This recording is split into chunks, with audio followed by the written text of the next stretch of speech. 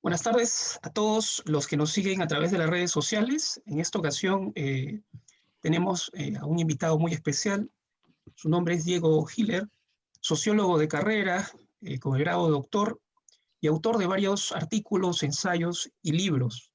Voy a mencionar tres de sus últimos libros. El primero, René Zavaleta Mercado, Una revolución contra Bolívar, del 2016.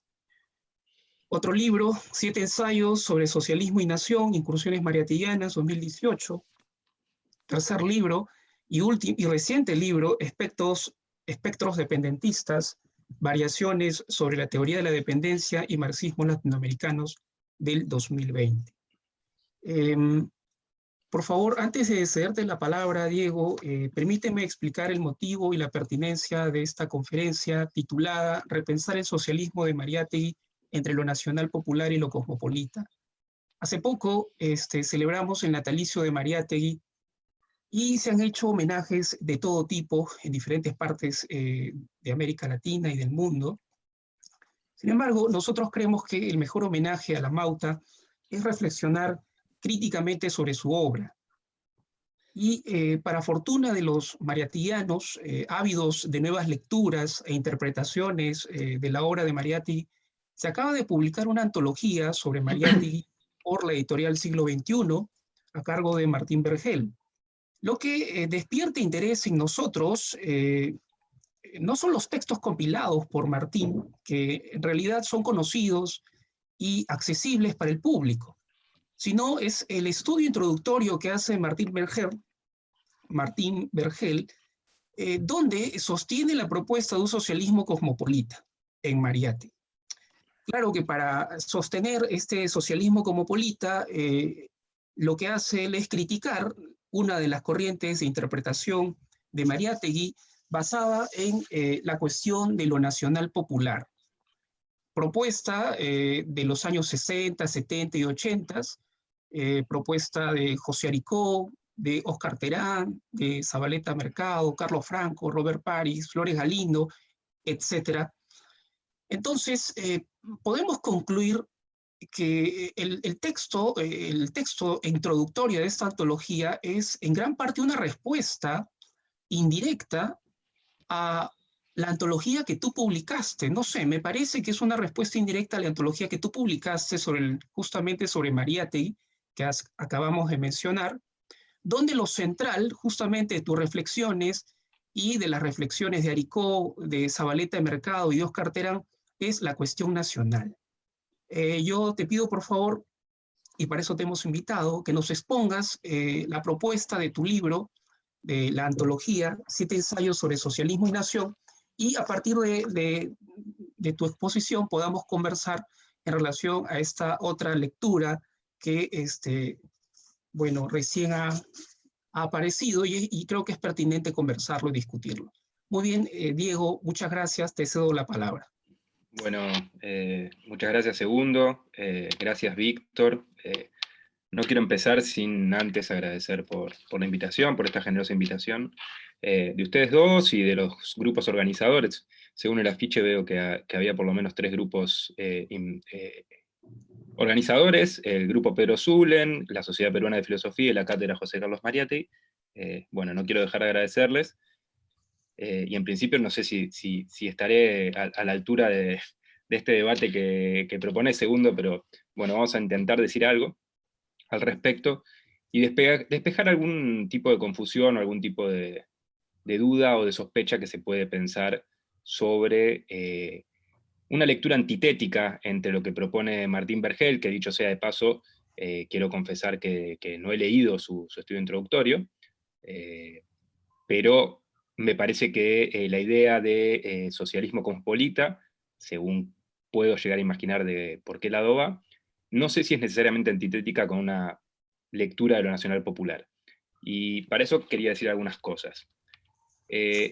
La primera es que, por supuesto, como dijiste vos, Segundo, al comenzar, me parece fantástico que a 90 años del nacimiento de Mariátegui estemos acá, un argentino, un peruano, un mexicano, juntándonos a reflexionar sobre su obra, sobre su producción, sobre su legado, que es una herencia para nosotros.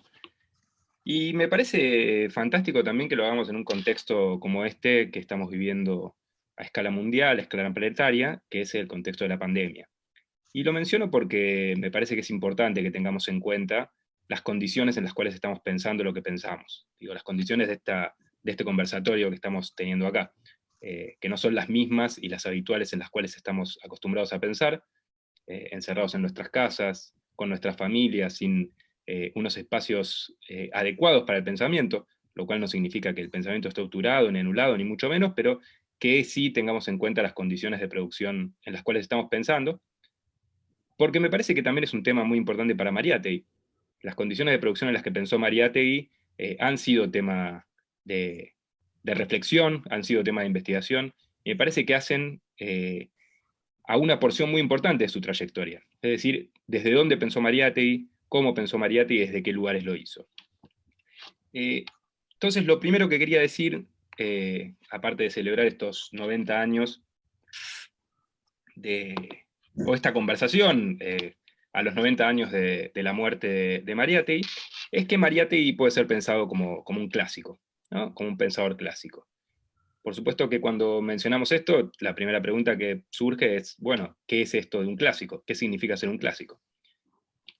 Ítalo Calvino decía que un clásico es un pensador o un libro que nunca termina de decir lo que tiene para decir. Es decir, que podríamos pensarlo como un libro inacabado, no inacabado porque el autor no haya podido terminarlo, sino porque el conjunto de reflexiones a las que nos invitó y a las que nos sigue invitando son reflexiones tan hondas que exigen y reclaman reaperturas permanentemente. Y eso es un poco lo que hacemos cada vez que volvemos a leer autores de las características de Mariátegui, al que estoy calificando como un clásico. Borges, Jorge Luis Borges, que no estaba cercano ideológicamente a Mariátegui, también tuvo alguna definición sobre los clásicos que me parece interesante. Borges decía que un libro clásico no es un libro que tiene tal o cual mérito, sino que es un libro que distintas generaciones leen con fervor y con misteriosa actualidad. Parece interesante esa cuestión, ¿no? De lo misterioso de la actualidad de ciertos pensadores, de ciertas obras, que vuelven a asediarnos en el presente, vuelven a hacernos preguntas, incluso en épocas tan distantes a las que ellos produjeron lo que produjeron.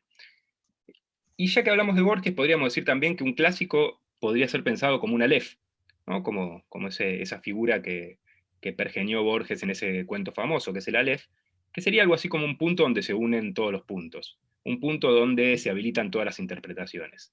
Al decir esto no estoy diciendo que todas las interpretaciones valen lo mismo, ni que tengan los mismos efectos políticos, pero sí que los pensadores clásicos y los libros clásicos habilitan esta idea de muchos puntos de vista sobre la cosa, en este caso sobre la obra de Mariátegui. Alguna vez David Viñas le dijo a Vargas Llosa, pero de un modo no amistoso, le dijo, bueno, a ver, ya que estás hablando de Perú, ¿cuál es el Aleph de tu país? Y antes de que Vargas Llosa pueda contestarle, le dijo, no te permito que digas Mariátegui, porque ese es nuestro. Se estaba refiriendo, por supuesto, a un pensamiento de izquierda que asumía a Mariátegui como un personaje propio que no le iba a permitir al pensamiento de derecha arrancárselo. Pero digamos, menciono esta anécdota de Viñas y Vargas Llosa, porque ahí Viñas también pone a Mariátegui como un Aleph, ¿no? Como esta idea de muchos puntos de vista encerrados en la cosa Mariátegui, para decirlo de una manera poco elegante. Y si pensamos un poco en las batallas que Mariátegui tuvo en vida, y sobre todo en los últimos años de su vida, valga la redundancia, podríamos pensar o podríamos ver cómo su obra fue leída incluso de maneras tan distantes o tan antagónicas. Mariátegui fue acusado de europeísta, fue acusado de populista, fue acusado de comunista, fue acusado de aprista, fue acusado de bolchevique, fue acusado de decadentista. ¿Sí? Muchas interpretaciones posibles sobre una misma obra. Y hoy día, que estamos pensando, y a raíz del título de esta conferencia o de esta charla, me gusta mucho más charla o conversatorio que conferencia, que es un nombre demasiado pomposo, para mi gusto por lo menos, podríamos pensarlo incluso bajo los términos que ustedes pusieron en el título, cosmopolita o nacional popular. Es decir, nuevas categorías que habilitan una lectura de la obra de Mariátegui. Si lo primero que quería decir era pensar a Mariátegui como un clásico, pensar a Mariátegui como un Aleph, lo segundo es postular la obra de Mariátegui como un pensamiento del entre. Del entre, la preposición entre, ¿no? Un pensamiento del entre en el sentido de una disposición epistemológica y política. Ustedes cuando pusieron el título a la charla, si no me la acuerdo mal, porque no la estoy leyendo, era repensar el socialismo de Mariátegui entre lo nacional popular y el cosmopolitismo, y lo cosmopolita. Bueno, ahí lo importante, y por eso había comenzado diciendo, despejar cierta idea de que la lectura cosmopolita y la lectura nacional popular son necesariamente antitéticas, son necesariamente antagónicas, pensar el entre como esa figura que permite poner en diálogo dos lógicas distintas. En este caso la lógica nacional popular y la lógica cosmopolita. Y eso me parece acertadísimo del título y de la invitación, porque el entre es justamente lo que permite pensar la conjunción, es lo que permite que haya un y, una y, ¿no? Entre justamente socialismo, entre cosmopolitismo y entre nacional popular. Si ese entre no estuviera, tal vez podría existir ahí en vez de una I, una O. Es decir, en vez de una conjunción, una disyunción. Es decir, en vez de un diálogo posible, un distanciamiento total y antitético donde el diálogo no existiría. Sería nacional popular o cosmopolitismo. Y ese problema del O, que me parece que el entre lo despeja, es que no permite el diálogo, y no solo no lo permite, todavía hace algo mucho más grave, que es pensar las categorías de una manera pura. Es decir, pensar que el cosmopolitismo es algo puro en sí mismo e incontaminado, y lo nacional popular es algo puro en sí mismo e incontaminado, que no tiene ningún punto de contacto el uno con el otro. Entonces, el entre, que habilita el y, me parece que es una apuesta interesante, epistemológica, pero también política, para pensar ese ida y vuelta entre lo nacional popular y lo cosmopolita. Es decir, no pensarlo de una manera extraña la una a la otra, a pesar de que tienen lógicas diferentes, la lógica nacional popular no es la misma que la lógica cosmopolita. Sin embargo, habilita un diálogo que me parece que es mucho más productivo y es mucho más interesante que la separación tajante entre lo cosmopolita y lo nacional popular. Y hablo un poco también desde mi lugar de argentino, desde donde estoy ahora, que es acá en Argentina, en Buenos Aires. Los argentinos conocemos este drama de la relación conflictiva entre la I y la O, digamos, ¿no? Entre la conjunción y la disyunción. Hay un texto clásico de nuestra literatura argentina, que se llama Facundo, escrito por Sarmiento, que tiene un subtítulo que es Civilización y Barbarie. Pero resulta una cosa curiosa que a lo largo de la historia argentina, a lo largo de la historia del pensamiento, a lo largo de la historia de las lecturas del pensamiento, se ha leído en general la civilización y la barbarie como dicotomías. Es decir, como si Sarmiento hubiese planteado civilización o barbarie. Cuando el subtítulo es claro, ¿no? En el subtítulo ahí hay una I, hay algo que une, no hay algo que separa. Y si hablo de Sarmiento, no es casualidad. Justamente, bueno, Víctor, segundo, ustedes son grandes lectores de la obra de Mariátegui, lo deben saber mucho mejor que yo, pero en la advertencia de los 7 ensayos aparece el nombre de Sarmiento. Y aparece justamente el nombre de Sarmiento a propósito de esto que estoy diciendo. Es decir, y a propósito de lo que ustedes proponen como título, es decir, a propósito de la relación conflictiva entre lo nacional popular y lo cosmopolita. ¿Qué es lo que dice Mariátegui en esa página tan corta pero tan densa, que es la advertencia de los 7 ensayos? Dice algo así, cito de memoria: Sarmiento no encontró mejor modo de ser argentino que ser europeísta. Es decir, para ser argentino tuvo que haber tenido un pensamiento europeísta que nosotros podemos igualar o homologar el pensamiento europeísta como el pensamiento universal. No porque nosotros pensemos que Europa es el pensamiento universal, pero sí Europa siempre se postuló a sí mismo como la universalidad, ¿no? Como ese lugar del todo, relegándonos a todos los márgenes o todas las periferias al lugar justamente de periferia. Entonces, nuevamente aparece, ¿no? en esta conjunción de la I la cuestión esta de Sarmiento, y que Mariátegui me parece que lo lee en espejo a Sarmiento cuando dice eso. Sarmiento no encontró mejor modo de ser argentino que ser europeísta. Incluso, ya que lo mencioné un par de veces y vuelvo, podríamos decir que Borges puede ser leído como un pensador del entre, es decir, como un pensador de la conjunción. Siempre se lee a Borges como un pensador con disposiciones universalistas, pero Borges está escribiendo desde el Río de la Plata. Y tal vez desde ese Río de la Plata es que puede pensarse ese universalismo de Borges, que no es un universalismo abstracto, sino que es un universalismo concreto, para decirlo de de un modo medio hegeliano. Borges está pensando entre Europa y entre el Río de la Plata, está pensando entre Europa y la Pampa Argentina. Piglia alguna vez dijo que Borges era el mejor escritor del siglo XIX, en una humorada, ¿no? O una humorada provocadora. Borges es un escritor del siglo XX, pero cuando Piglia decía que Borges era el mejor escritor del siglo XIX, lo que quería decir era que él había intentado proseguir con la tradición de la literatura argentina, en este caso la gauchesca. Es decir, un pensador siempre colocado como un universalista, en realidad era un pensador que estaba pensando la tradición argentina. Es decir, una conjunción, de nuevo, para ser reiterativo, el entre y el y entre el Río de la Plata y entre Europa. Entonces, como cae de Maduro, lo tercero que quería decir es que justamente Mariátegui es un pensador del entre, es un pensador de la conjunción y no un pensador de la disyunción.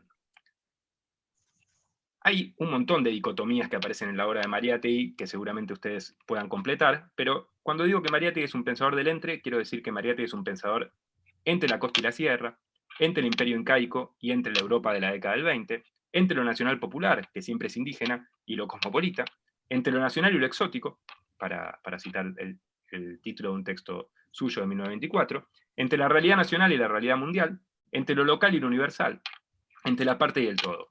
Es decir, Mariátegui, a lo largo de su obra, con momentos de mayor profundidad sobre esto que otros, pero me parece que por lo menos podríamos decir de su obra a partir de 1923, es un pensador que tensa esos dos polos. Es decir, que no se decide por un polo o por otro, sino que está todo el tiempo pensando la tensión. Es decir, que está pensando todo el tiempo la Y esa sobre la cual estoy insistiendo tanto. Es decir, un pensador que piensa el entre, que piensa no un polo u otro, sino la tensión, la relación que existe entre un polo y el otro.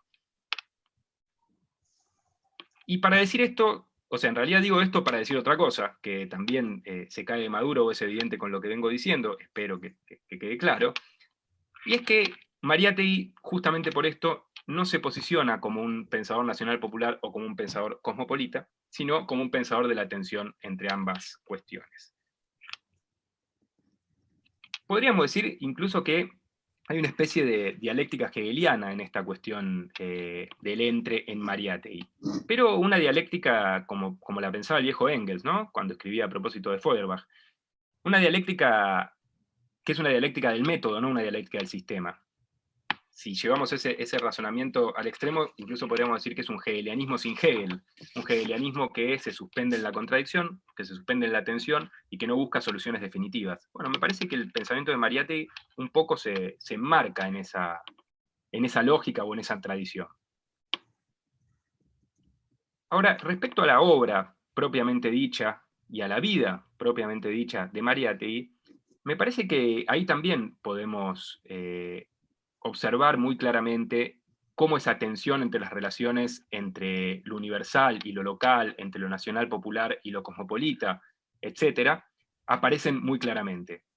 Ya es muy conocido por todos que Mariátegui se exilia en el año 1919, se va a Europa, él mismo dice, en Europa desposee algunas ideas y una mujer, o algo muy parecido a eso, y retorna en 1923 a Perú, donde va a permanecer los últimos 7 años de su vida hasta su muerte en 1930. Pero es interesante pensar ese modo o ese pasaje de Mariátegui por Europa. Mariátegui cuando vuelve de Europa no vuelve obnubilado por las luces de la civilización europea, no vuelve obnubilado por el universalismo, no vuelve obnubilado por el europeísmo. Su pasaje por Europa es el que le permite justamente regresar a lo que antes no había podido ver. Es decir, el pasaje por Europa, como él mismo también lo dice en una frase archicitada, es: Europa me permitió conocer el país sudamericano del que hasta entonces estaba lejano y ausente, o extraño y ausente, o lejano y extraño, no me acuerdo cuál de las había dos de esas tres. El pasaje por Europa, justamente a Mariátegui le permite eso. No es que Mariátegui se queda con la idea de un europeísmo que le va a permitir pensar un socialismo cosmopolita al estilo del ciudadano del mundo. No, justamente lo contrario. Lo que le permite el pasaje por Europa a Mariátegui es conocer la realidad peruana que hasta entonces él no había podido advertir. Me parece que esto es importante, porque con esto también quiero decir, perdón la dispersión, pero con esto quiero decir que no es que al no estar obnubilado por el pensamiento europeo o por la cultura europea, Mariátegui reniegue de esa cultura. Eso no es algo que sucede, pero justamente lo que pasa es que él logra pensar esa tensión. Es decir, él logra pensar qué de Europa le sirve para pensar América Latina, y muy particularmente qué de Europa le sirve para pensar Perú. Y eso queda condensado de una manera todavía muy primigenia en un texto de 1924 que justamente se llama Lo nacional y lo exótico, y que justamente se llama Lo nacional y lo exótico y no lo nacional o lo exótico, ¿no? Es, de nuevo, pensar estas dos realidades, estas dos cuestiones.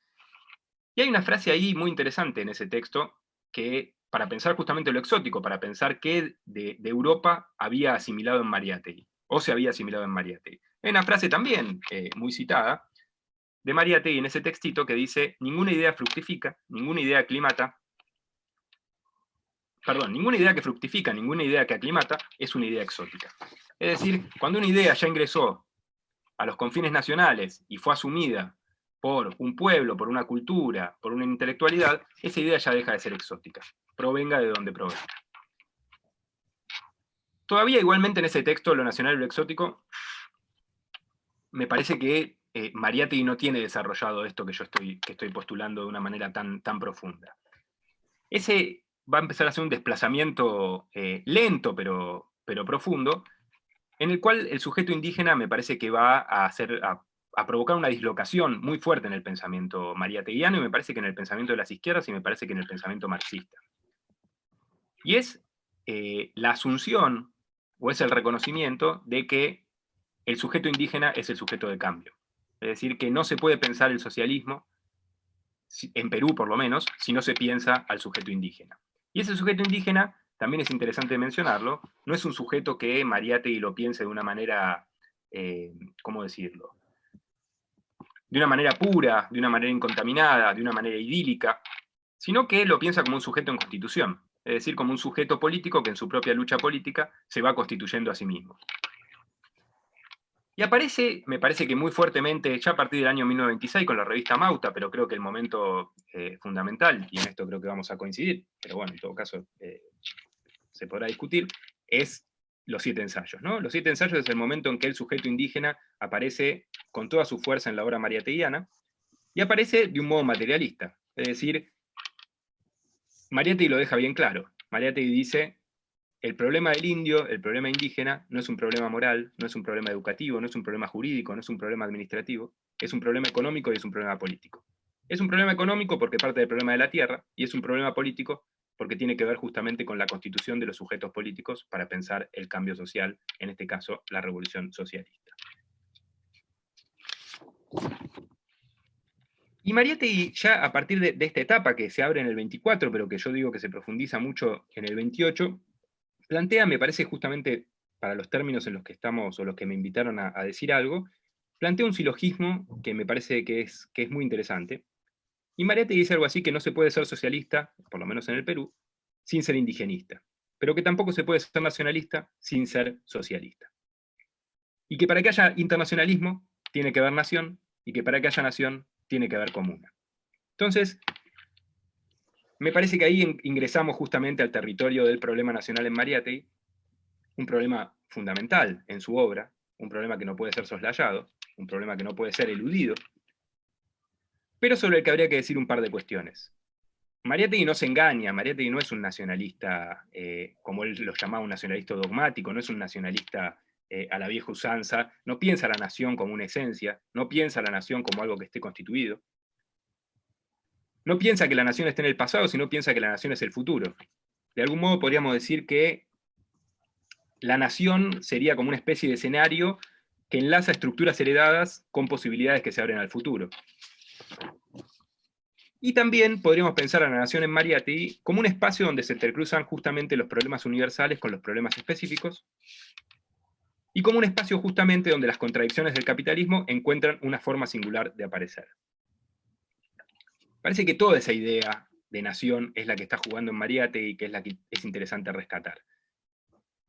Y sobre todo con lo que no se engaña Mariátegui, y esto me parece que es muy importante, y justamente lo es porque, perdón que me estaba mirando la hora para ver cuánto me quedaba, no extenderme demasiado. Lo es justamente, bueno, dije que no iba a perderme demasiado y me perdí. En fin, lo que quería decir es que Mariátegui no se engaña justamente con el problema de quién es el sujeto político que tiene que llevar adelante la construcción de esa nación que está inconstituida. Mariátegui no cree que la burguesía nacional sea el actor político o el sujeto político que pueda llevar adelante esa transformación, porque Mariátegui juzgaba que la burguesía nacional peruana era una burguesía virreinalista. Era una burguesía que tenía un desprecio por lo popular, que tenía un desprecio por lo nacional, que tenía un desprecio por lo indígena. René Zavaleta, que es uno de los pensadores que vos mencionaste segundo al comienzo, que hace una recuperación de Mariátegui a fines de los años 70 y principios de los 80, la llamaba a esa misma burguesía que Mariátegui la llama virreinalista, la llamaba burguesía incompleta. Aludiendo a esta misma idea, ¿no? A una burguesía que no puede llevar adelante las tareas nacionales, entonces es una burguesía que no puede construir la propia nación. Hace poco, a propósito de un conflicto que está habiendo acá en Argentina sobre la expropiación de una empresa serialera, un proyecto de expropiación por parte del gobierno de Alberto Fernández, un periodista argentino muy, muy prestigioso, muy inteligente, que se llama Horacio Berbisky, definió a la burguesía nacional como una entidad mitológica de incomprobada, una entidad mitológica de incomprobada existencia. También, ¿no? Abonando un poco, por supuesto que no lo cita Mariátegui, pero yo lo traigo para abonar esta idea que anda dando vueltas sobre estas burguesías nacionales que nada tienen de nacional. Hasta incluso podríamos, para jugar un poco con el nombre de burguesía nacional, podríamos pensar que es una burguesía nacional, es decir, una burguesía que nació mal, una burguesía que nunca estuvo constituida para ser una verdadera burguesía, y seguir jugando de nuevo, ¿no? Con la burguesía incompleta, etcétera, etcétera. Y todo esto es importante porque justamente Mariátegui, al plantear esto, lo que va a plantear es que la construcción de la nación y la construcción del socialismo son dos tareas que van de la mano, son dos tareas que se constituyen en simultáneo. No es un pensamiento etapista donde una burguesía construye la nación y después el proletariado sobre esa nación construye el socialismo, sino que es el mismo proletariado, en este caso campesino e indígena, el que construye la nación y el que construye el socialismo. Entonces, en Mariátegui no hay un nacionalismo acrítico y dogmático, ni hay un internacionalismo abstracto. Es decir, hay una tensión entre ambas cuestiones. Y ya sí, para ir terminando y darles la palabra a ustedes, me parece que esta lectura de lo nacional popular en tensión con lo internacional o en tensión con lo cosmopolita se puso en juego, como decías vos segundo al comienzo, a fines de los años 70 y a principios de los años 80.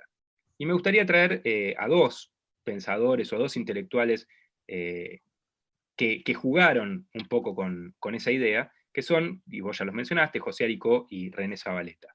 Ambos pensaron toda esta cuestión en su exilio en México, de fines de los años 70 y comienzos de los 80, y Aricó, que fue compilador de la obra de Mariátegui, saca una primera gran compilación en 1978 que se llama Mariátegui y los orígenes del marxismo latinoamericano, para el cual escribe una gran introducción, digo gran porque me parece una gran interpretación, pero también porque me parece muy larga, gran también de grande, y en la que en algún momento, en algún pasaje, Aricó dice, Mariátegui nunca fue más marxista que cuando pensó al marxismo en suelo nacional. También estoy citando de memoria, pero es más o menos esa frase. Y Zavaleta, en esos mismos años, también plantea o va a plantear una idea muy similar, y me gustaría decir algo casi entre paréntesis. Zavaleta, a fines de los años 60, en el año 69, cuando se habían cumplido 2 años del asesinato del Che Guevara, había escrito un textito que se llama El Che en el Churo, un textito fantástico, que justamente le va a criticar al Che lo que va a ensalzar de Mariátegui. ¿Qué es lo que dice Zavaleta en ese texto sobre el Che y sobre la derrota de la guerrilla en Bolivia? Bueno, Zavaleta lo que dice es, el Che Guevara había tenido una visión exacerbada de la historia continental y un conocimiento de la historia nacional abreviado. Es decir, sabía mucho y conocía mucho del continente, pero sabía muy poco de Bolivia. Y lo que sabía muy poco de Bolivia era justamente cuáles eran los sujetos políticos que estaban en lucha, cuál era la lucha de clases propiamente boliviana. Y lo que había dicho Zavaleta, o esa era la opinión de Zavaleta en el 69, era que si el Che hubiese advertido cuál era la lucha política en ese momento en Bolivia, no hubiese ido a la selva, sino hubiese ido a la ciudad, porque el proletariado minero era un sujeto político mucho más poderoso de lo que era el campesinado, que estaba mucho más cercano o casi había sido cooptado por el famoso pacto militar campesino. Bueno, justamente lo que ensalza o lo que realza Zabaleta de Mariátegui es haber pensado lo que el Che no pudo pensar. Es decir, haber puesto en conjunción, en un entre, al internacionalismo con las historias nacionales, con las historias locales. Y justamente que estoy hablando de Zabaleta, me gustaría terminar leyendo una cita de Zabaleta y ya así darles la palabra, que me parece que condensa de una manera mucho más poderosa todo esto que estuve intentando decir hasta recién. Dice Zabaleta, perdón, voy a decir de dónde es esto.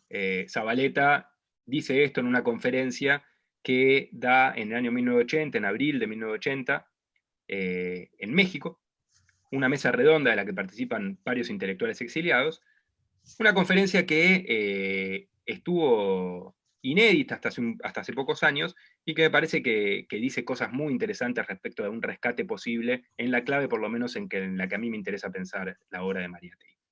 Dicho esto, leo la cita y les cedo la palabra. Dice Zabaleta, entre los problemas con que nos encontramos nosotros, los hombres latinoamericanos en general, pero quizá, sobre todo, los hijos de aquellos países que han quedado más atrás en la constitución de sus estados nacionales y de sus naciones en un sentido capitalista moderno, está la cuestión que aquí se puede llamar de la relación contradictoria entre lo universal y lo local. Aquí, está hablando de América Latina, continuamente, cuando tratamos de ser universales, perdemos nuestro modo de ser local, que se traduce en una pérdida de identidad. O cuando insistimos en nuestra identidad, perdemos lo que debe tener de universal el pensamiento. Es un equilibrio extraordinariamente difícil. Bueno, cierro con eso y vuelvo a agradecer la invitación. Muchas gracias, Diego. Vamos a seguir conversando. Víctor, te cedo la palabra. Víctor también nos acompaña en la conducción de los comentarios. Un colega mexicano, estudioso de la obra de Mariátegui, de Aníbal Quijano, de Bolívar Echeverría, y en general del pensamiento crítico latinoamericano y en particular marxista. Víctor, puedes hacer los comentarios, luego yo intervengo, y luego Diego. Seguimos en ese va a ser el itinerario más o menos.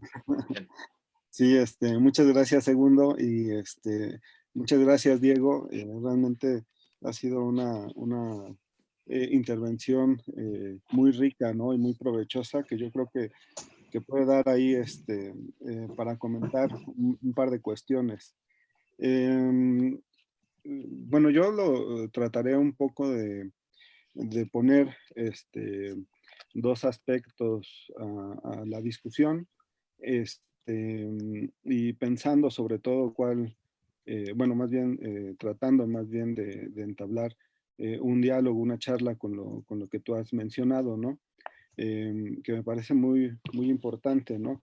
También me parece ahí como muy potente esta idea que lanzas, ¿no? De pensar a Mariátegui siempre como un pensador en tensión, ¿no? Un pensador justo desde el entre, ¿no? Me parece que efectivamente esa es una de las grandes aportaciones que hace José Carlos Mariátegui a la tradición marxista durante el siglo XX, ¿no? Pero bueno, por otra parte, esta cuestión de pensar lo universal, lo local, ¿no? Lo cosmopolita y lo nacional, yo creo que sería bueno tratarlo de ponerlo, de situarlo de alguna manera, ¿no? Una de las cosas eh, que a mí me llama la atención es cómo justo en esta época, ¿no? O en este momento que estamos viviendo, ¿no? Mariátegui vuelve a ponerse de algún modo, yo creo que vuelve a ser parte de la escena, del teatro, de las apuestas políticas, ¿no? Y de las apuestas por tratar de establecer una dirección de sentido que nos pueda conducir si no a solucionar las problemáticas contemporáneas, por lo menos a pensarlas y a desarrollarlas, ¿no? A partir de ciertos legados que él, que podemos encontrar en su obra y en su pensamiento. En este sentido, bueno, pensar a Mariátegui, ¿no? Entre lo cosmopolita y lo nacional popular, pues también tiene que ver con un par de coordenadas que hay que poner ahí, ¿no? Cómo esta recuperación de Mariátegui hasta cierto punto, ¿no? Quizá no de una manera intencional, sino más bien de una manera, como sucede siempre en la vida y en todas las cosas, ¿no? De una manera más bien accidental. Estos dos textos que mencionaba Segundo, ¿no? El tuyo, por supuesto, que tenemos sobre todo en mente para la charla, ¿no? Y de alguna manera tangencialmente pensando en esta propuesta de Martín Vergel, ¿no? Como precisamente en un momento en el cual es difícil pensar lo nacional en un mundo o en un periodo en donde la globalización justo o el pensamiento que se instauró como hegemónico a partir de la globalización de fines de los 80, principios de los 90, y que tuvo eh, como punto álgido la vuelta de siglo, una de las cosas que desterró del panorama político o que trató de hacer a un lado totalmente fue justamente la pregunta por lo nacional, ¿no? Cómo esta cuestión de pensar las naciones, ¿no? En un mundo globalizado permitía de alguna manera, más bien situarse como en cierto anacronismo, ¿no?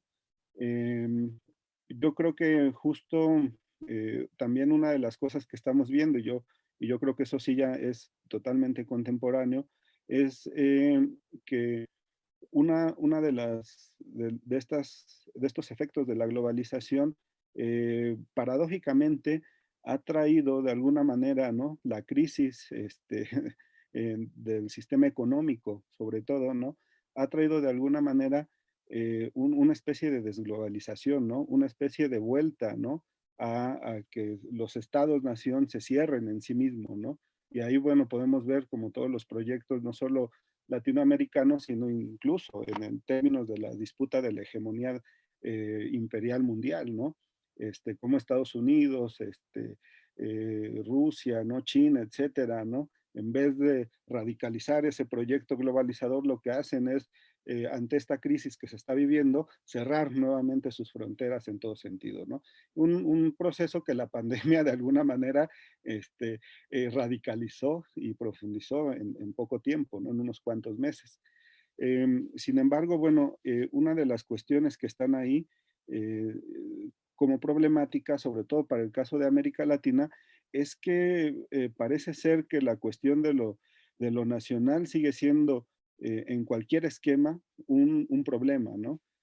Cuando Mariátegui empieza a escribir y a profundizar sobre este tema, evidentemente él está viendo el despliegue del imperialismo estadounidense, ¿no? Y la situación que ve en América Latina es precisamente una parte que ya mencionabas de alguna manera, ¿no? Lo que ve es que son estados oligárquicos, ¿no? Que no están realmente formados o no tienen una nación totalmente formada, ¿no? Sin embargo, yo creo que incluso en estos momentos, una cosa que se hereda de alguna manera en un proyecto de larga duración, ¿no? Es lo que podríamos resumir en una fórmula que a mí me gusta mucho, que enuncia Aníbal Quijano, ¿no? El asunto es que siempre hemos tenido, ¿no? En América Latina, estados sin nación y sociedades coloniales, ¿no? Y esto me parece muy potente pensar esta cuestión porque incluso en este momento de desglobalización o de repliegue de los estados nacionales en términos del proceso económico, la cuestión de la nación queda siendo una cuestión ahí todavía a profundizar y a tematizar, ¿no? En ese sentido, las visiones de un cierto cosmopolitismo, ¿no? Apuntan precisamente de alguna manera a ser, a tener una resonancia de eco, ¿no? Más o menos con esas ideas globalizadoras de pensar precisamente las dinámicas de los procesos tanto culturales como políticos de una forma desterritorializada, ¿no? Y en un contexto en donde precisamente lo nacional no tiene como mucho sentido, ¿no?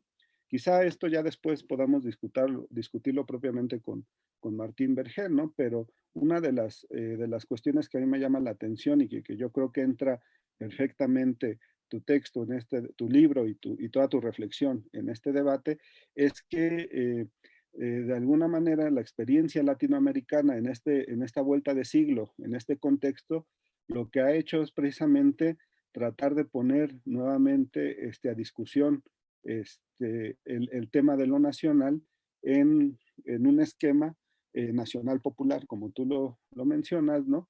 Y en un esquema donde esta deriva política fue apuntalada por los gobiernos progresistas de la región. Entonces, yo creo que me parece ahí como muy potente, si podrías ahondar un poco en esta reflexión, ¿no? Cómo se enlaza lo nacional precisamente con todo movimiento político de cambio de siglo, ¿no? Que ahorita quizá está un poco, digamos, diezmado, ¿no? Yo no creo que totalmente derrotado, ¿no? Pero evidentemente ha sufrido un fuerte retroceso, ¿no? Pero bueno, en algunos espacios como México y Argentina, yo creo que todavía es posible sostener una discusión en este sentido, ¿no? Eso por una parte, ¿no? Y por otra, también hay una cosa como muy característica de Mariátegui, ¿no?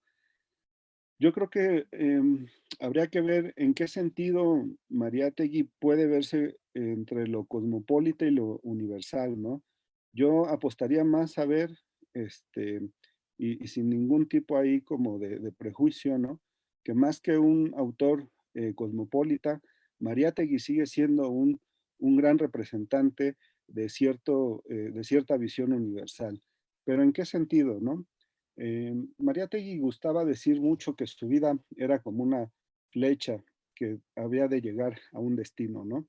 Esta idea o esta concepción de su vida es interesante, ¿no? Porque evidentemente el destino que él está pensando es el destino de la revolución socialista en el Perú, ¿no?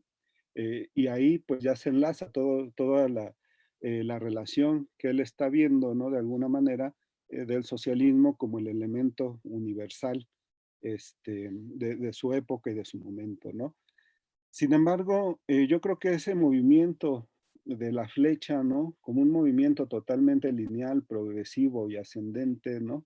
Habría que pensarlo, ¿no? Más bien como un movimiento, si no totalmente circular, por lo menos elíptico, ¿no?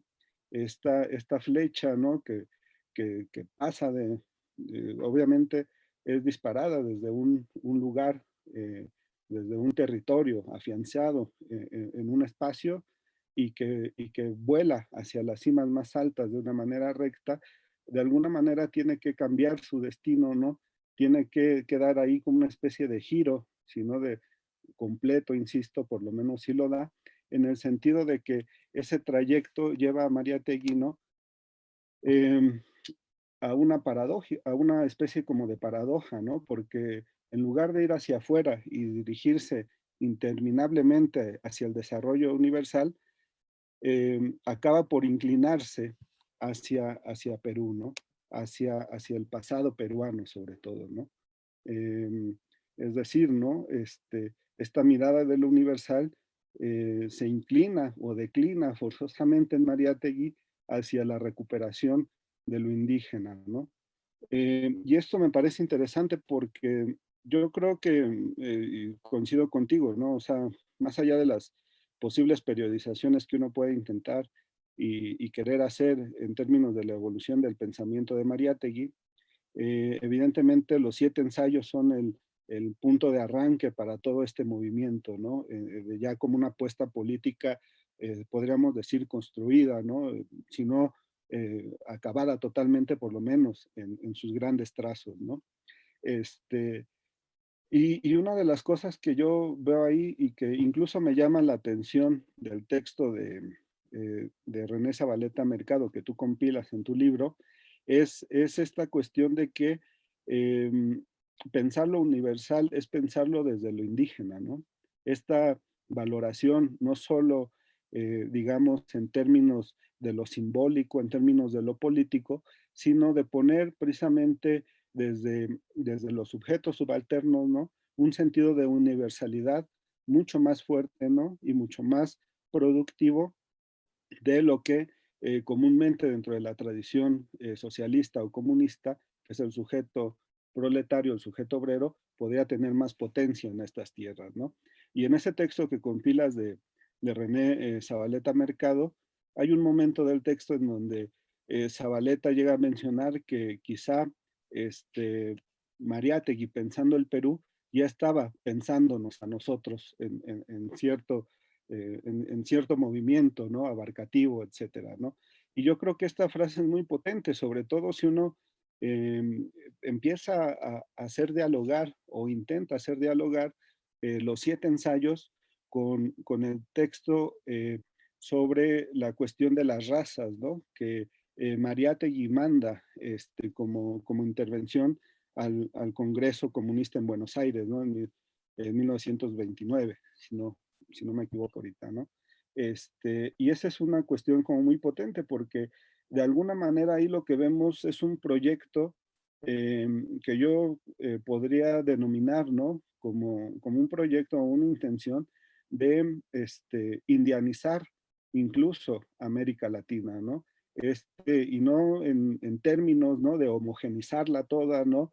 De que todos nos volvamos indígenas, sino en ese sentido de que desde los subalternos, ¿no? Desde las clases oprimidas, eh, podemos también establecer una pretensión de universalidad, ¿no? Que le dé validez a toda la lucha política.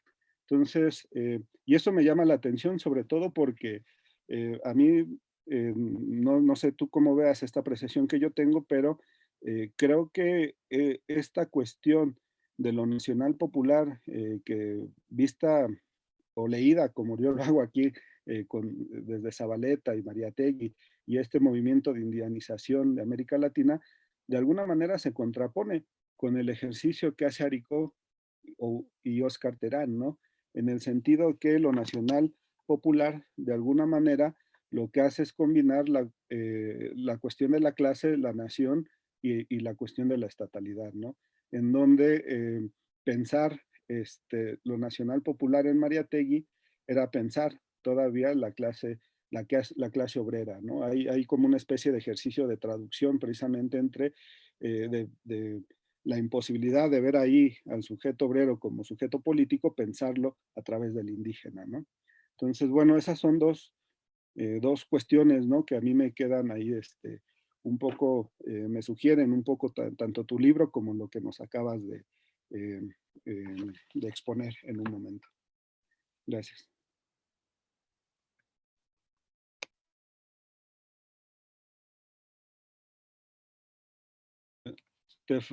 Tiene silenciado tu micrófono.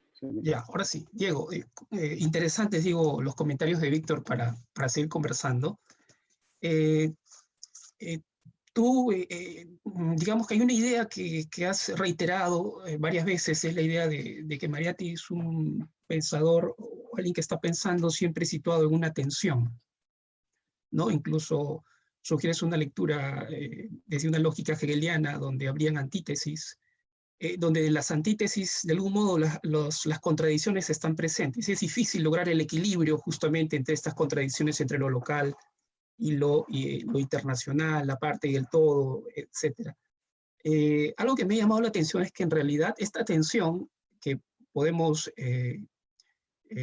digamos, ubicar en Mariátegui a partir de la vida y la obra de Mariátegui, en realidad no es solo la tensión del pensamiento y de la obra de Mariátegui y su vida, sino es la tensión del pensamiento latinoamericano. Todo el pensamiento latinoamericano justamente está atravesado por esta tensión. Y Mariátegui es un claro ejemplo, justamente para poder entender toda esa tensión, ese conflicto que ha atravesado el pensamiento latinoamericano. En realidad, el movimiento de la reflexión del pensamiento latinoamericano está atravesada por esa tensión. Y curiosamente, como también lo estabas planteando, en esta lógica hegeliana, esto no se resuelve en una síntesis. Más bien, justamente no se resuelve en una síntesis porque Mariátegui lo reitera muchas veces, que él señala que hay elementos de nacionalidad que no han podido aún fundirse, no han podido aún soldarse, dice, ¿no? Entonces, aquí en el Perú no hay una síntesis, no existe la síntesis todavía. Entonces, de ahí viene la idea de una nación en formación, inacabada, incompleta. Entonces, esto es sumamente interesante para reflexionar, porque a partir del personaje, de la vida y la obra, eso se traslada más bien al pensamiento latinoamericano, y no solo el pensamiento latinoamericano en tanto superestructura, sino también a la realidad social y política de Latinoamérica. Es decir, Mariátegui, por ejemplo, señala de que la nacionalidad, de algún modo, es una nacionalidad en formación inorgánica, y justamente porque se ha constituido una economía, una política, una cultura incluso, oficial si quieres, un aparato del Estado, un sistema de salud, etcétera, pero se ha constituido sin el indio y contra el indio. Y eso es justamente aplicable, diría yo, a la coyuntura actual.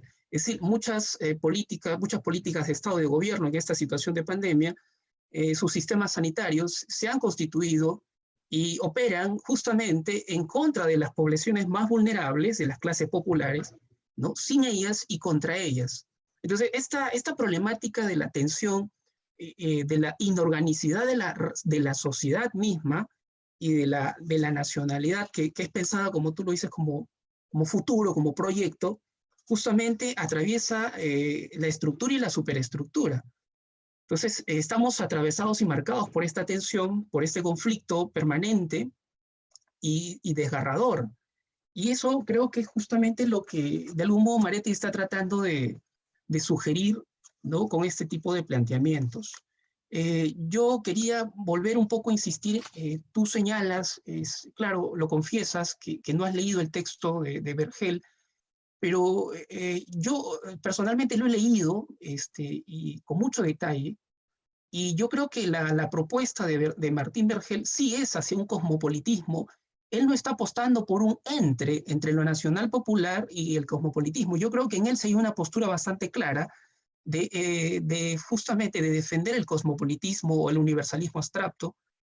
Y esto, por ejemplo, para mencionarte nada más, y a partir de eso podemos conversar, sostener, por ejemplo, de que Mariátegui estaba actuando como si el mundo fuera un espacio liso donde no hay jerarquías culturales, ¿no? Y sostener de que Mariátegui pudo pensar y escribir desde París en Francia o pensar y escribir desde Lima, da lo mismo. ¿Ya? Ese tipo de afirmaciones justamente son cosmopolitas, pues. O sea, da lo mismo dónde se escribe, dónde se piensa. Yo honestamente no comparto ese tipo de lecturas. O sea, tú señalabas de que habría que situar el contexto, ¿no?, desde dónde está pensando Mariátegui, porque eso es sumamente importante. Los pensamientos están localizados, hay una experiencia del lugar. O sea, no pensamos desde la nada, desde el punto cero, desde la hibris del punto cero, como dice Castro Gómez, sino que pensamos siempre desde un lugar. Y a partir de eso hacemos reflexiones, y estas reflexiones tienen de algún modo un posicionamiento político.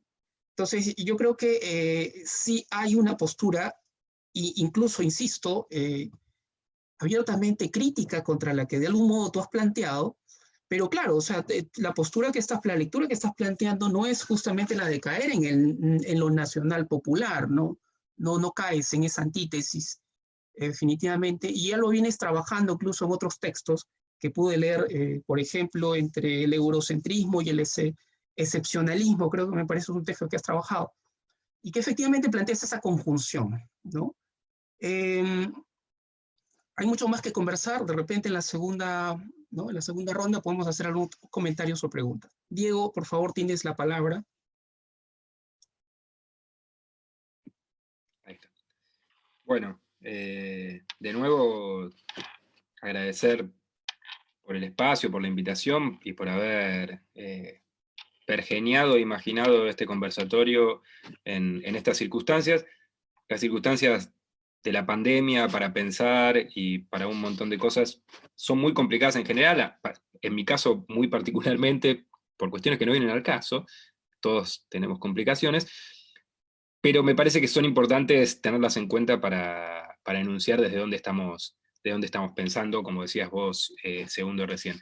Así que ponderaría positivamente que la pandemia permitió este encuentro entre nosotros tres y los que están del otro lado, que no sé si hay media persona o 152, porque no, por suerte no puedo ver, pero por lo menos la pandemia permitió, como decía al comienzo, que un peruano, un mexicano y un argentino sin demasiados medios, por lo menos de mi parte, asumo que ustedes estarán en la misma que yo, para subvencionarse un viaje hacia un lugar y hacer este encuentro que nos mantiene distantes kilométricamente, pero me parece que no tanto en el pensamiento, por lo menos nos permitió esto, simplemente decir esa cuestión.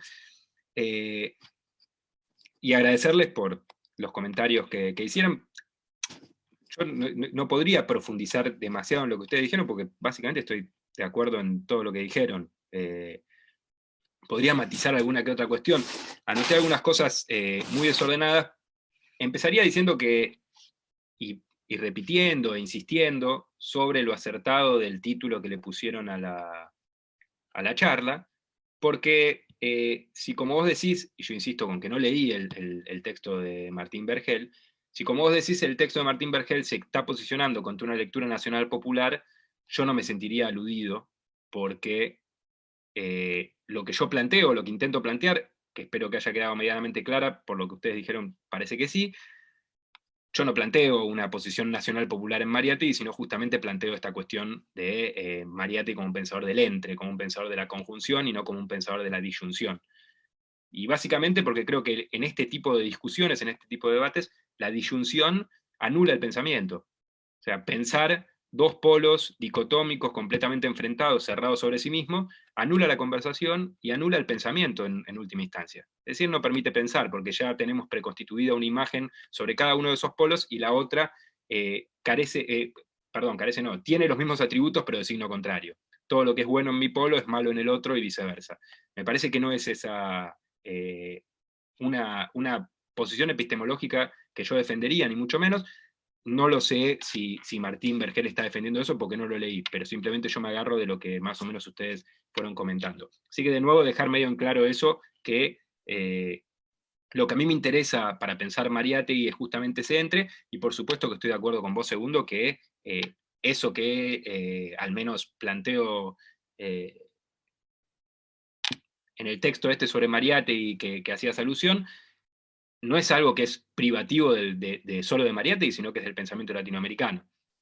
Pero me parece que Mariátegui sí es una figura central para plantear eso. Es decir, a pesar de que excede a Mariátegui ese problema, Mariátegui es un intelectual, un escritor, un pensador que logra poner ese conflicto del pensamiento latinoamericano con el pensamiento europeo de una manera muy prístina, ¿no? Muy, muy clara. Me parece interesante marcarlo.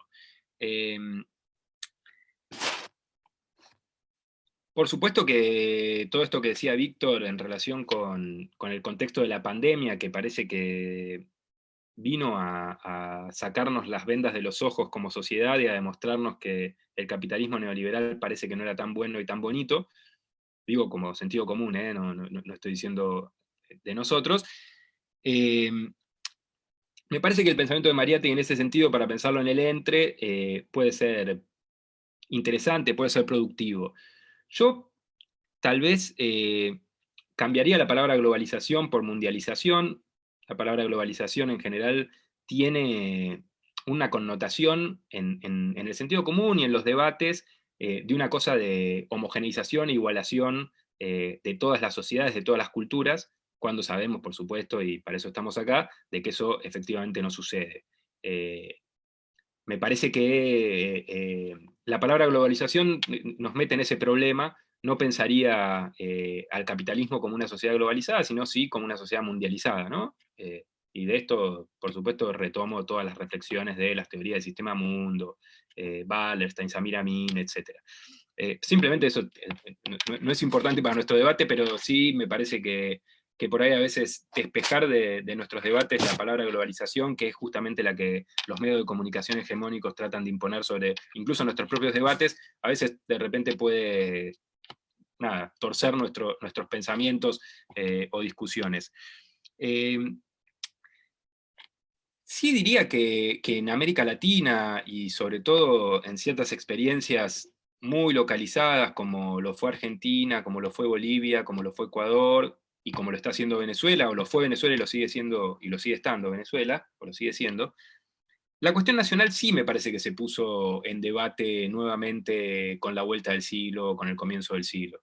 Me parece que las experiencias llamadas progresistas, postneoliberales, de izquierda, o con el epíteto que se le quiera poner, sí trataron de pensar justamente este problema de lo nacional popular. En la Argentina esa discusión existe por lo menos desde el 17 de octubre de 1945, que es el momento de nacimiento del peronismo en la vida política argentina, por lo menos esa fecha de nacimiento, aunque por supuesto nadie se saludó el uno al otro el 17 de octubre y le dijo bienvenido a la nueva era de la Argentina. Es un chiste de César Aira, no referido al peronismo, pero lo adapté ahora. En fin, el problema de lo nacional popular en la Argentina a través del peronismo es un debate que sigue atravesando a la política argentina. Y como debate del peronismo es un debate de lo nacional popular. Y me parece que justamente la experiencia de los 4 años del macrismo en la Argentina, entre 2015 y 2019, lo que expusieron contra todas las voluntades del propio macrismo fue la fortaleza y no la debilidad de esa tradición nacional popular. El macrismo, como proyecto político, intentó avasallar cada uno de los derechos conquistados por la clase trabajadora, intentó avasallar incluso con la fortaleza en la debilidad que tenía el Estado Nacional Argentino, o que había por lo menos el macrismo heredado de los años kirchneristas, y que justamente contra todo eso no pudo hacer lo que quiso hacer. Es decir, no pudo desmantelar el Estado, como la tradición neoliberal de los años 90 exigía, tal vez porque el neoliberalismo en los años 2000 no es el mismo que el de los años 90. Pero yo, en vez de pensar eso, me gusta leerlo como cierta resistencia de la tradición nacional popular a ese intento de avasallamiento del neoliberalismo. Entonces, me parece que en esas experiencias, Bolivia, Ecuador, estoy hablando de los primeros 15, 18 años de Brasil incluso, del siglo XXI, esa idea de lo nacional popular en conjunción con esa globalización, porque muchas de esas experiencias también asumieron la globalización como suya, ¿no? Mal que nos pese. Me hubiese gustado que lo asuman de una manera más crítica, no, me parece que no sucedió tanto.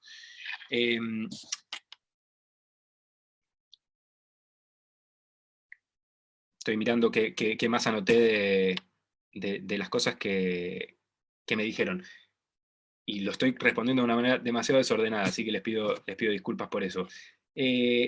Mariátegui, en relación con esta cuestión de lo cosmopolita y lo nacional popular, o de lo internacional y lo local, o del todo y las partes, me parece que es un pensador que reclama para América Latina la posibilidad de pensar el universo, ¿no? Como lo reclamaba el propio Borges. Es decir, Mariátegui no, por más de que Europa le enseñe a ser latinoamericano y le enseñe a ser peruano, en esa enseñanza también Mariátegui se permite pensar el mundo. Es decir, no abandona eso. No dice, yo me repliego sobre un excepcionalismo radical, singular, que no existe en ningún otro lado y que solamente me permite pensar los confines de mi territorio nacional, sino que justamente esa vuelta hacia el territorio nacional es la que le permite pensar el mundo. Y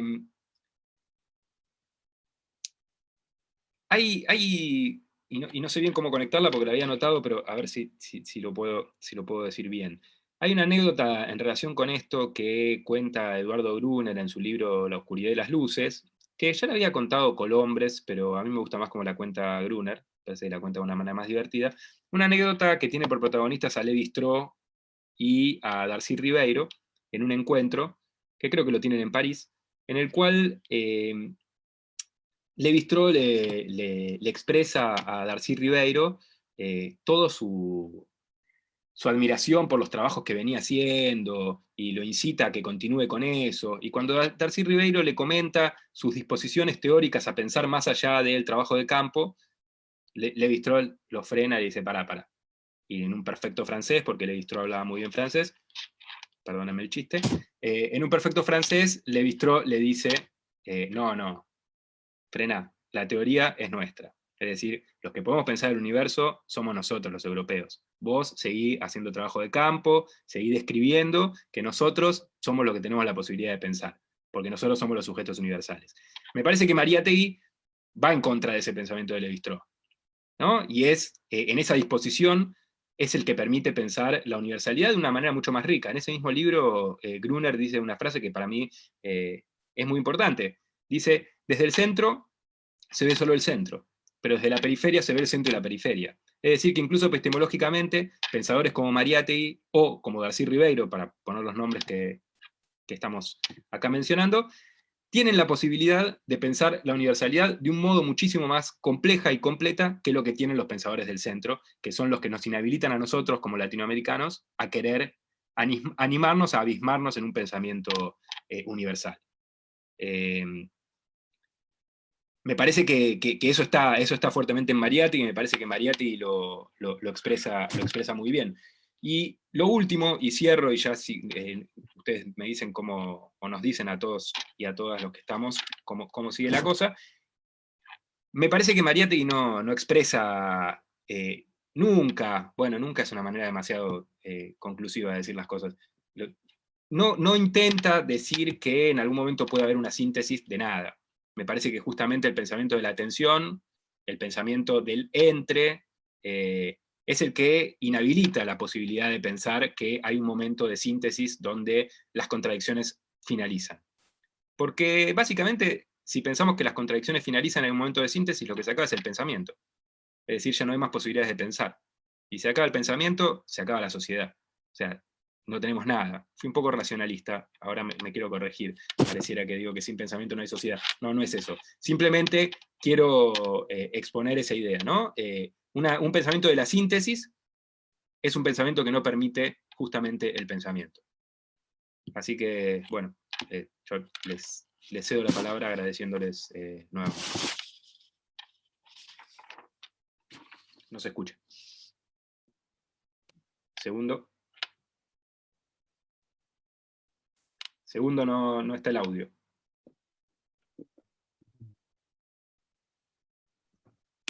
¿Dispones de 10 minutos, 20 minutos? ¿O ahí ya suspendemos la conversación? No se te escucha. Ahora no se te escucha. 10 podemos seguir 10 minutitos, sin problema. 10 minutitos, ok. Sí, Víctor, sí. Brevemente, si le vas a plantear algún comentario, una pregunta. Pues nada más ahí una cuestión como muy, yo creo que valdría la pena un poco para invitar sobre todo también a la lectura de tu libro, ¿no? Que realmente me parece ahí una compilación muy necesaria y muy atinada, ¿no? Esta que haces, ¿no? Pensar un poco, más bien si nos puedes ahí como aportar un poco en este sentido de cómo es que hay ahí como una recuperación de Mariátegui por parte de los gramscianos, sobre todo Aricó, ¿no? O sea, ¿qué es lo que les permite ver esta relación entre Mariátegui y Gramsci, ¿no? Ya nada más ahí como una cosa rápida, porque me parece que es también un punto fundamental ahí en tu libro, ¿no? Y bueno, a quienes tengan oportunidad, pues recomendarles que lo puedan consultar. 7 ensayos sobre socialismo y nación, incursiones mariateguianas. Bien, Diego, un último comentario, bueno, una pregunta. El tema de la cuestión nacional, en tanto particularidad, se convirtió en una dificultad para los marxistas, en tanto como los marxistas, Marx define la cuestión nacional, ¿no? Entonces, si uno explora un poco la bibliografía sobre la cuestión nacional en Lenin, en Rosa Luxemburgo y en otros marxistas, incluso en el mismo Marx, es sumamente interesante, ¿no?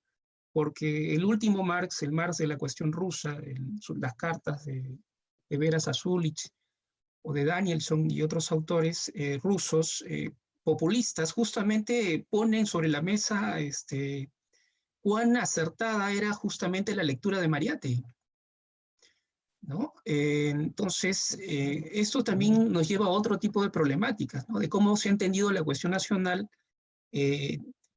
por estos marxistas alemanes, europeos y rusos, y cómo entienden la cuestión nacional Mariátegui, porque no es lo mismo, o sea, la cuestión nacional, cómo la entienden ellos y cómo la entiende Mariátegui, ¿no? Básicamente quisiera que precises la diferencia entre la cuestión nacional, cómo lo plantea Mariátegui y cómo plantea la cuestión nacional, o en general cómo lo están planteando los marxistas de la Tercera Internacional, ¿no? Eso es todo, Diego. Muchas gracias. Bien. Empiezo por el orden que me lo plantearon, aunque tal vez debería ser al revés, pero bueno, vamos a ver cómo sale. A mí me parece importante la recuperación de todos estos intelectuales exiliados en México, pero no solo en México, porque también hay una recuperación muy fuerte de Flores Galindo en Perú, entre los años 70 y los años 80.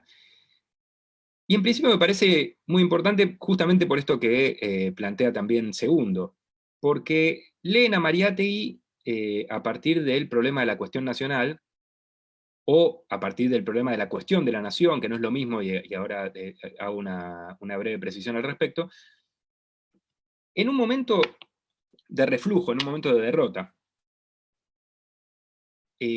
A diferencia de lo que podría plantear el cosmopolitismo, la recuperación o la interpretación, o la recuperación de la interpretación de Mariátegui en esos años, no se da al calor de la Revolución Cubana y al calor del internacionalismo guevarista, foquista, etc., sino que se da justamente cuando esa experiencia es derrotada, por lo menos en el cono sur de América Latina. Pero sobre todo, además de eso, de que es un momento en que conecta mucho más con la derrota que con la esperanza de la revolución, y en eso yo digo algo al respecto en la introducción del libro, en relación con que Mariátegui también fue un pensador de la derrota, y que esa circunstancia, quiero aclarar esto, un pensador de la derrota no significa que haya pensado de manera derrotista, sino un pensador que en general durante su vida fue derrotado en sus posiciones teóricas y en sus posiciones políticas. Y que eso también ayudó a conectar con el momento de derrota de los exiliados en los años 70 y los años 80. Pero sobre todo me parece que una cosa que es importante recuperar de esa tradición de los exiliados de los 70 y de los 80 es que también ellos participan de algo similar a todo esto que estuvimos hablando y a lo que le sucedió a Mariátegui en relación con la relación entre el afuera y el adentro, o entre lo universal y lo local. Es decir, esto no le corresponde tanto a Zavaleta, pero sí a Terán y a Aricó, que son dos de los autores que elijo compilar en ese libro. Aricó y Terán llegan a Mariátegui después de haber pasado por una experiencia de exilio latinoamericana, es decir, después de haber salido de la experiencia nacional, lograr conocer una especie de universalidad continental para poder regresar de nuevo a la realidad nacional y comprenderla con otros ojos. Terán decía, para un intelectual formado en filosofía en Argentina, era prácticamente imposible no tener un pensamiento provincial. Es decir, no había posibilidad de desprovincializar ese pensamiento. Tuve que haber llegado a América Latina, a México sobre todo, a América Latina en general, pero sobre todo a México, que tenía una cultura muy latinoamericanizada, que es la que me permitió operar una dislocación en el punto de vista para poder volver a la realidad nacional. Y me parece que Aricó también participa de ese mismo movimiento. Solamente que Aricó lo hace de una manera un poco más teórica, y lo hace, por lo menos así lo confiesa, lo hace vía Gramsci. Es decir, el pensador, o la experiencia que a Aricó le permite volver a la realidad nacional y conectar la realidad nacional con el marxismo, no va a ser ninguna experiencia política, sino va a ser una experiencia de lectura. Es decir, su historia de las lecturas de Gramsci lo va a conectar con Mariátegui, y Mariátegui lo va a conectar con la realidad nacional. Digamos que ese sería como el desplazamiento del que participa Aricó, que tiene similitudes con el de Terán. No así el de Zavaleta, que venía mucho más conectado, también por su propia experiencia vital, por su propia experiencia de militancia, con la cuestión nacional en Bolivia. Había pasado por el nacionalismo revolucionario, etc. Ahora, me parece que lo que trae Mariátegui a esto que preguntaba Segundo, entre la diferencia de la cuestión nacional y la cuestión de la nación, esa diferencia terminológica le corresponde a Oscar Terán, y la hace en su libro Discutir Mariátegui, y sobre todo en el capítulo Discutir la nación, si no me equivoco, es el título. ¿Ese es el título? Vos, Víctor, que lo tenés ahí. Está ahí en la... Bueno, discutir. Tengo apagado aquí. El discurso de la nación. El discurso de la nación, el discurso de la nación, ahí va. Lo que plantea Terán, me parece que con mucho tino en ese textito, que en realidad es el capítulo de su libro Discutir Mariátegui, es que la tradición marxista fue una tradición muy esquiva respecto de poder pensar el problema de la nación. A excepción del austromarxismo de Otto Bauer, que había pensado la idea de la nación como una comunidad de destino, pero que no había impactado demasiado en la tradición teórica del marxismo, el marxismo había pensado la nación como la autodeterminación de los países. Es decir, como un problema, si se quiere, más jurídico-administrativo que un problema propiamente político, que vendría a ser la cuestión de la nación. La cuestión de la nación como algo inconstituido, como un proyecto a futuro, como un proyecto que haga intervenir a las masas marginadas en el proyecto nacional. Parece que esa es una diferencia que Mariátegui viene a incorporar, no solo en el marxismo latinoamericano, sino me parece también en el marxismo en general, ¿no?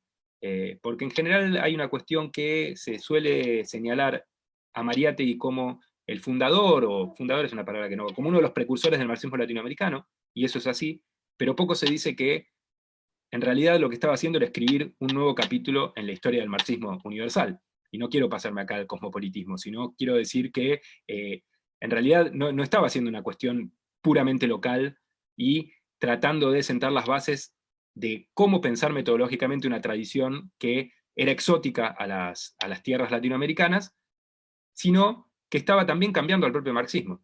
Es decir, que el marxismo después de Mariátegui no es el mismo, y no solo el marxismo latinoamericano, sino el marxismo en general. Pero me fui para otro lado, no sé si contesté Segundo lo que preguntabas, pero básicamente me parece que lo que aporta Mariátegui de diferente en el problema este de la nación, en las filas del marxismo, en las filas teóricas del marxismo, es pensar a la nación como una cuestión de la nación, como una cuestión que tiene que ver con la incorporación de los sujetos políticos marginados en un proyecto que unifique o que por lo menos pueda unir o pegar al socialismo, la construcción del socialismo con la construcción de la nación, y no tanto como una cuestión de autodeterminación de algo que es inexistente como lo es la nación en América Latina. Así que...